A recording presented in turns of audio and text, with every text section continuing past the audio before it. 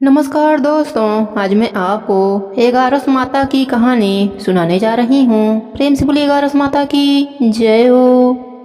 एक समय की बात है, एक नगर में एक राजा राज्य करता था। वह बहुत ही धार्मिक प्रवृत्ति का था। उस राजा को समय आने पर दो कन्याओं का जन्म हुआ। राजा की छोटी बेटी भी अपने पिता के तरह ही धार्मिक थी। वह नियम धर्म से रहती थी। साथ ही वह बचपन से ही एगारस माता का व्रत भी करने लगी।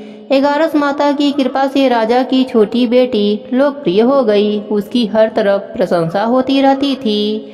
यह सब देखकर राजा की बड़ी बेटी को बड़ा ही ईर्ष्या होता था। वह अपने बहन से जलती रहती थी। एक बार की बात है, पड़ोसी राजा का बेटा बड़ी बेटी को देखने आया, लेकिन उसे बड़ी बेटी की जगह छोटी बेटी पसंद आ गई।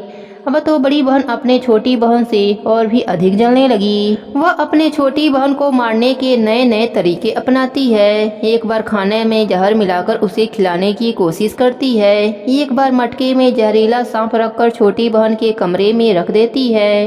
एक बार छोटी बेटी को पनघट पर पानी भरने के लिए ले जाती है और धोखे से नदी में धक्का दे देती है।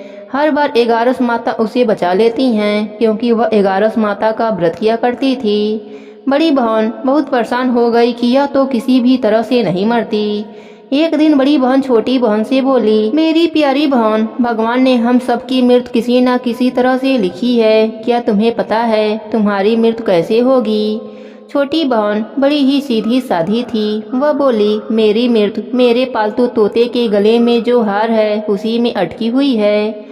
यदि कोई मेरे तोते को मारकर वह हार पहन ले तो मैं मूर्छित हो जाऊंगी, और फिर उस हार को उतारकर कोई रख दे तो मैं जीवित हो जाऊंगी। उस रात छोटी बहन अपने पिता के पास गई और बोली, पिताजी, मुझे शक है। यदि मैं मर जाऊं तो आप मुझे जलाना मत। आप मुझे हमारे पुराने महल के कुएं के पास झोपड़ी बनवाकर खाट पर सुला देना। राजा बोला, बेटी, तुम ऐसा क्यों बोल रही हो? 3 दिन बाद तो तुम्हारी शादी है। तब छोटी बेटी बोली, पिताजी, समय का कोई भरोसा नहीं।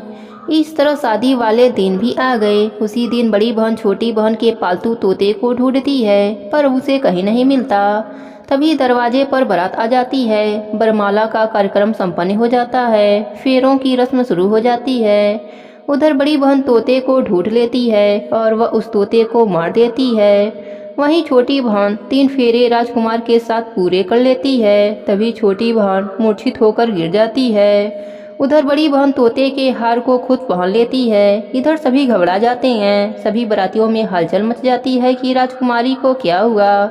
सभी डर जाते हैं। तब राजा वैद्य हकीमों को बुलाते हैं। छोटी राजकुमारी को महल में ले जाकर लिटा दिया जाता है। वैद्य हकीम राजा से कहते हैं, राजकुमारी ना मरी हैं ना जीवित हैं। हमने ऐसा पहली बार देखा है। तब राजा उनसे कहते हैं, वहां जाकर बोलना कि राजकुमारी बेहोश हैं, अभी थोड़ी देर में ठीक हो जाएंगी। यदि तुम ऐसा नहीं कहोगे तो मैं तुम्हें फांसी दे दूंगा। बेचारा वैद्य हकीम राजा के कहे अनुसार वैसा ही बोलता है। तभी बड़ी बेटी आती है और कहती है, पिताजी, मुझे छोटी बहन के मरने का बहुत दुख है। उससे ज्यादा दुख मुझे आपके इज्जत का है, जो कि खराब हो जाएगा। आप ऐसा करो कि मेरी शादी राजकुमार के साथ करवा दो, तब सब ठीक हो जाएगा। आपका इज्जत भी रह जाएगा। तब राजा को यह बात ठीक लगी और राजा ने छोटी बेटी के कपड़े पहनाकर फेरों में बैठा दिया।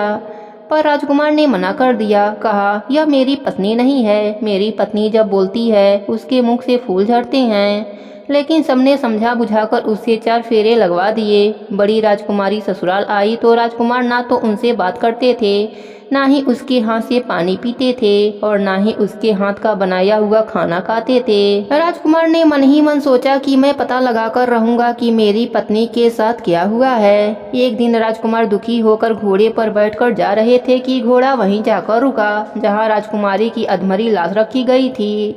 राजकुमार ने मन ही मन सोचा कि घोड़ा यहाँ किस कारण से रुका है। कोई तो वजह जरूर होगा जो कि घोड़ा यहाँ रुक गया है। राजकुमार घोड़े से उतरकर पुराने महल में गए। वहाँ एक चौकीदार था। राजकुमार ने पूछा, यह महल किसका है? तब चौकीदार ने बताया कि यह महल आपके ससुर जी का है। वहाँ खाट पर कौन सो रहा है? राजकुमार ने चौकीदार से पूछा। तब चौकीदार कहने लगा कि यह राजा की छोटी बेटी हैं, जो शादी वाले दिन अधमरी हो गई थीं। तब राजकुमार ने कहा, यह तो मेरी पत्नी है, इसके साथ मेरे फेरे हुए थे। तब राजकुमार ने चौकीदार से कहा, तुम किसी से कुछ मत कहना कि मैं यहाँ हूँ, मैं तुम्हें मुँह मांगी रकम दूंगा। चौकीदार ने हाँ कह दिया और राजकुमार खाट के पास गया और बचे हुए फेरे खाट के साथ ले लिया। राजकुमार उस दिन वहीं पर रहा। छोटी रानी रात को खड़ी हो गई। उसने अपने पास अपने पति को देखा तो वह बहुत रोई। राजकुमार ने पूछा, बड़ी अजीब बात है, तुम शादी वाले दिन मूर्छित क्यों हो गई थी? तुम्हारे पिताजी ने मेरी शादी तुम्हारी बड़ी बहन से करवा दिया, पर मैंने उसे स्वीकार ही नहीं किया है। तुम मुझे पूरी बात बताओ, तुम दिन भर मूर्छित क्यों रहती हो? इस टाइम उठ कैसे गई, इसका भी राज बताओ। तब राजकुमारी ने अपने पति को तोते और हार वाली सारी बात बताई और यह भी बताया कि यह बात मैंने अपने बड़ी बहन को बताया था। एक दिन उसने मुझसे मेरे मृत्यु का उपाय पूछा, तब मैंने उसे पूरी बात बताई थी। मेरी बड़ी बहन मुझसे बहुत ईर्ष्या करती है। उसने कई बार मुझे मारने की कोशिश की, पर 11 माता ने मुझे हर बार बचा लिया। यह सब मेरी बड़ी बहन ने किया है। तोते के गले में जो हार था वह मेरी बड़ी बहन दिन में पहन लेती है और रात को उतार देती है। इसलिए मैं दिन में मूर्छित रहती हूँ और रात को जीवित हो जाती हूँ। यदि वह हार मुझे वापस मिल जाए तो मैं हमेशा के लिए जीवित हो जाऊंगी। इतना सुनकर राजकुमार गुस्से से अपने महल गया और बड़ी बहन के गले से हार निकाल कर लाया और अपने पत्नी को पहना दिया। उसकी पत्नी जीवित हो गई। फिर उसे लेकर महल गया और उसकी बड़ी बहन को महल से निकल जाने के लिए कहने लगा। बड़ी बहन रोने लगी और रोते रोते बोली, हे छोटी बहन, तुम्हें क्यों हर खुशी भगवान दे देते हैं और मुझे क्यों दुख देते हैं? इसका रहस्य बताओ।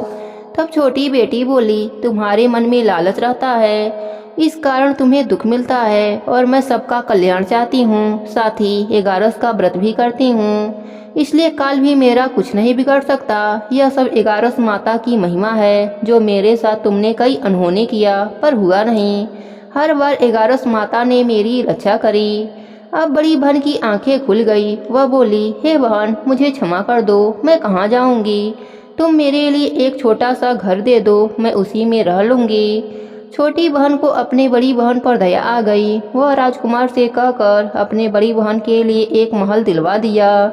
बड़ी बहन उसी में रहने लगी। अब वह नेम धर्म से अपना दिन बिताती थी, साथ ही 11 का व्रत भी करने लगी। इधर छोटी बहन अपने पति के साथ राज सुख भोगने लगी। साथ ही दोनों जन 11 का व्रत भी करने लगे। 11 माता की कृपा से छोटी रानी को एक सुंदर सा पुत्र उत्पन्न हुआ और महल में रिद्धि सिद्धि का वास हो गया। हे 11 माता, जैसे आपने छोटी राजकुमारी पर अपनी कृपा करी, वैसे ही अपने सभी भक्तों पर अपनी कृपा बनाए रखना। सबके व्रत को पूर्ण करना। प्रेम से बोलिए 11 माता की जय हो। विष्णु भगवान की जय हो।